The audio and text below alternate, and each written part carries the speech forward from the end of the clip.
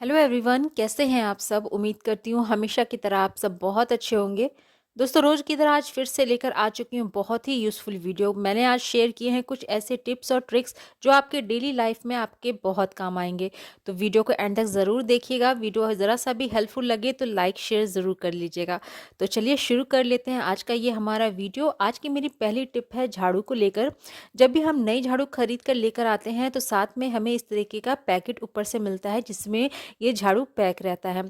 तो हम क्या करते हैं, इसको पैकेट को कट करते हैं और झाड़ू को निकाल कर और फिर ये जो पैकेट है ना, इसको वेस्ट समझ के फेंक देते हैं। पर इसका भी हम लोग बहुत ही अच्छे से यूज़ कर सकते हैं। इस तरह के जो अम्ब्रेला होते हैं ना, ज़्यादातर हमें इसका यूज़ गर्मी के टाइम में या बरसात के सीज़न में आता है। लेकिन इस टाइम हम क्या करते हैं, इसको ऐसे ही रख देते हैं। और ऐसे रखने से क्या होता है ना कि इसमें धूल मिट्टी गंदगी सब पड़ती है जिससे ये गंदे होते हैं। तो हम क्या कर सकते हैं, ये तो जो झाड़ू का जो ये पैकेट होता है ना, इसके अंदर इस तरीके से इसको रख कर और इसको अच्छे से पैक कर सकते हैं। ये एकदम उसी के साइज़ का बन जाता है जिससे बहुत ही अच्छा सा ये अम्ब्रेला का एक प्रोटेक्टर कवर टाइप का बन जाता है। ये इतना लंबा रहता है ना कि आप इसको कट करके दो अम्ब्रेला ईजिली आप उसमें अच्छे से ऑर्गेनाइज करके रख सकते हैं और इन छातों को धूल और मिट्टी से भी बचा सकते हैं। तो आई होप करती हूँ कि ये वाला टिप भी आपको यूज़फुल लगा होगा। देख लेते हैं नेक्स्ट टिप हमारी कौन सी है। इस तरीके के जो ऑयल कंटेनर्स होते हैं ये हमारे बहुत काम में आता है। क्या होता है, इसमें जो ऊपर पाइप लगा रहता है ना, तो इससे हम बहुत ही अच्छे से ऑयल जो है वो निकाल भी लेते हैं। जितनी हमें मात्रा में चाहिए उतनी ही मात्रा में हम निकाल भी लेते हैं। लेकिन क्या होता है ना, इसमें से थोड़ा थोड़ा ऑयल रिसता है जो नीचे जाके सरफेस जहाँ पे हम ये कंटेनर रखते हैं ना, वहाँ का सरफेस भी गंदा हो जाता है। तो उसको ना गंदा हो इसके लिए आप यहाँ पर एक ले लीजिए, कोई सा भी पुराना मोजा, अच्छे से आप उसको वॉश कर लीजिए और इस तरीके से नीचे से कट करने के बाद उसको आप बॉटल पे इस तरीके से चढ़ा दीजिए। तो मोजा जो होता है वो स्ट्रेचेबल होने के कारण अच्छे से बॉटल में फिट हो जाता है। और इस तरीके से जब हम उसको बॉटल को पहना देंगे मोजे को, तो जो भी ऑयल जो निकलता है ना वो सब एब्जॉर्ब करेगा वो मोजा। और 2 से 4 दिन में या जैसे वो मोजा गंदा हो, आप उसको निकाल कर वॉश करके फिर से उसको पहना सकते हैं इस तरीके से। तो इससे हमारा क्या होगा, सरफेस भी गंदा नहीं होगा, जो ऑयल रिसता है ना नीचे की तरफ वो भी नहीं निकलेगा, वो सारा जो है ऑयल है वो ये मोजा एब्जॉर्ब कर लेगा। तो उम्मीद करती हूँ ये वाला टिप भी यूज़फुल आपको ज़रूर लगा होगा। देख लेते हैं नेक्स्ट टिप। इस तरह के जो बड़े-बड़े कंटेनर्स होते हैं, कुछ दिन यूज़ करने के बाद हम लोग उसको डिस्कार्ड कर देते हैं।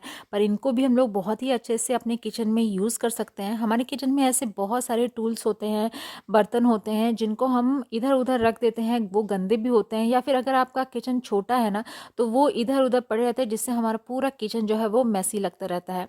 तो इस तरह के जो बड़े कंटेनर्स होते हैं ना, उसमें आप छोटे-छोटे जो चम्मच हो गए, करछी वगैरह, छन्नी जो आप कभी-कभी यूज़ करते हैं, कुछ सामान होता है ना कि जो हम डेली बेसिस पे नहीं निकालते हैं, कभी-कभार निकालते हैं। तो उस तरह के जो बर्तन होते हैं ना, इसमें हम रख कर अच्छे से ऑर्गेनाइज़ करके भी रख सकते हैं। और इस तरीके से क्या होता है ना, हमारा किचन ज़्यादा मेसी भी नहीं लगता है और ये बर्तन धूल-मिट्टी से भी काफ़ी ज़्यादा बच जाते हैं। और अगर छोटा किचन हो तो इस तरीके से अगर हम बर्तनों को ऑर्गेनाइज़ करके रखेंगे, तो वो काफ़ी ज़्यादा एडजस्ट भी हो जाता है। तो इस तरीके से हमारा पुराना जो एक कंटेनर है जिसको हम फेंकने वाले हैं, उसका यूज़ भी हो जाता है। तो उम्मीद करती हूँ ये वाला टिप भी आपको यूज़फुल लगा होगा। देख लेते हैं हमारी नेक्स्ट टिप कौन सी है। जब भी हम कोई नया सिलेंडर या खाली सिलेंडर अदल-बदल करते हैं, तो हम क्या करते हैं, सिलेंडर को इस तरीके से सरका के ले जाते हैं, जिससे क्या होता है ना, हमारे फर्श पर, टाइल्स पर जंग का निशान लग जाता है, जो कि देखने में बिल्कुल अच्छा नहीं लगता है। उसको छुड़ाने में भी हमारी काफ़ी ज़्यादा जो है मेहनत लगती है। तो वहाँ पर आप यूज़ कर सकते हैं इस तरीके का जो खाली बिंदी के पैकेट्स आते हैं ना, उनका। तो आप इस तरीके से नीचे सिलेंडर के आप रख दें, उसके बाद आप ईज़िली जो सिलेंडर को है ना, आप कहीं भी मूव कर सकते हैं। और जो जंग का निशान है ना, आप देख सकते हैं वो बिंदी के पैकेट पे ही आता है और जिससे हमारा जो टाइल्स है ना वो गंदा होने से बच जाता है। बिंदी के पैकेट की जगह पर आप इस तरीके से कोई भी पुराना कपड़ा, टॉवेल भी आप यूज़ कर सकते हैं। तो बस इस तरीके से सिलेंडर हल्का सा आप उठाकर और जो कपड़ा है ना वो सिलेंडर के नीचे रख दीजिए। उसके बाद आप ईज़िली उसको कहीं भी मूव कर पाएँगे बिना कोई जंग का निशान लगाए हुए अपने फर्श पर, और जो है आपका काम बहुत ईज़िली हो जाता है। तो इस तरीके से आप एक काली बिंदी के पैकेट या फिर कोई भी कपड़े का यूज़ करके अपना ये मुश्किल वाला काम आसान बना सकते हैं। साथ ही साथ देख लेते हैं सिलेंडर के बारे में एक बहुत ही ज़्यादा महत्वपूर्ण जानकारी। जब भी आप सिलेंडर लेकर आए ना, तो वो लीक कर रहा है कि नहीं, ये हम कैसे जाँचें? तो इसको भी जाँचने का एक बहुत ही सिंपल सी ट्रिक है। यहाँ पर आप थोड़ा-सा पानी ले लीजिए और जो ये नॉब होता है ना, जहाँ पर सिलेंडर का पिन लग रहता है, वहाँ पर कुछ बूँद आप पानी के डाल दीजिए। तो आप देखिएगा कि अगर उसमें से बबल्स आ रहे हैं ना, तो आप है ना समझिए कि उसके अंदर से ना लीकेज की प्रॉब्लम है। और अगर बबल्स नहीं आ रहे, पानी जो है एकदम समतल है, बिल्कुल भी हिल नहीं रहा है, तो उसमें लीकेज नहीं है। तो इस तरीके से आप है ना जांच सकते हैं कि आपके घर में जो सिलेंडर आया हुआ है वो उसमें लीकेज हो रही है कि नहीं हो रही है।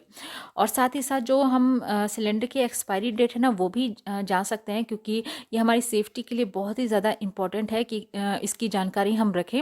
सिलेंडर के यहाँ पर नेक पर आप देखते होंगे इस तरीके से अल्फ़ाबेट और कुछ डिजिट्स लिखे रहते हैं। तो ये ईयर है जिसमें है ना इन सिलेंडर्स की एक्सपायरी डेट होती है। जैसे यहाँ पर C28 लिखा हुआ है, 28 मतलब ईयर 28 में ये वाला जो सिलेंडर है वो एक्सपायर हो रहा है। और C हमारे जो है ना मंथ से रिलेट करता है। तो इस तरीके से आप अपने सिलेंडर को भी जान सकते हैं कि उसकी एक्सपायरी डेट कब आ रही है, और उसके अनुसार आप सिलेंडर को अपने यहाँ खरीद कर लेकर आइएगा। उम्मीद करती हूँ ये वाला टिप आपको बहुत हेल्प करेगा। देख लेते हैं नेक्स्ट टिप। जब भी हम इस तरीके का नींबू कट करते हैं ना, तो हाफ हम यूज़ कर लेते हैं और हाफ क्या करते हैं, फ्रिज में इसको ऐसे ही स्टोर कर देते हैं। तो आप देखते होंगे कि ये जो हाफ जो हम नींबू को ऐसे ही रख देते हैं ना, वो कुछ दिन में क्या होता है, वो कड़वा हो जाता है, उसका वो टेस्ट नहीं रह जाता है, और खाने में भी उतना अच्छा वो उसका फ्लेवर नहीं आता है। तो इस तरीके से जब भी आप हाफ नींबू को यूज़ कर लो, हाफ नींबू आपका बच जाए, उसको फ्रिज में आप ऐसे ही स्टोर करने वाले हों, तो आप है ना फॉइल पेपर में उसको रैप करके रखिए। तो इस तरीके से एक फॉइल पेपर ले लीजिए और उसको डबल फोल्ड करने के बाद कुछ इस तरीके से बैक साइड करके आप उसको रैप करके फ्रिज में रखिएगा ना, तो आप देखिएगा ये बिल्कुल भी कड़वा नहीं होगा। इसका जो फ्लेवर है ना, वो एकदम फ्रेश ही का ही फ्रेश रहेगा। तो इस तरीके से जब भी आप नींबू को स्टोर करें तो इस ट्रिक को ज़रूर यूज़ करिएगा। देख लेते हैं नेक्स्ट टिप। नेक्स्ट टिप यहाँ पर मेरा पापड़ को लेकर है। जनरली हम क्या करते हैं, पापड़ को जब हमें सेकना होता है, तो हम क्या करते हैं, ऑयल में या तो उसको डीप फ्राई करते हैं या फिर डायरेक्ट हीट पर उसको चिमटे की हेल्प से सेकते हैं। लेकिन ऐसा करने से क्या होता है, कभी कभार जो पापड़ है हमारा ज़रा सा ज़रूर जल जाता है।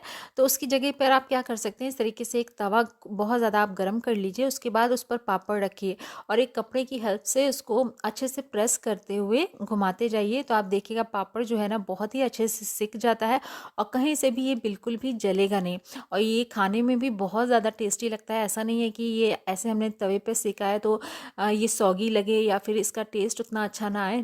खाने में भी ये बहुत ज़्यादा टेस्टी लगता है और ये सौगी भी बिल्कुल नहीं रहता है। आपको यहाँ पर तोड़ के दिखाती हूँ, बहुत ही अच्छे से ये क्रंच हो रहा था। मुझे लगता है जैसे हम पापड़ को ऑयल में फ्राई करते हैं ना, उससे भी अच्छे से ये क्रंची होता है और खाने में भी बहुत ज़्यादा टेस्टी लगता है।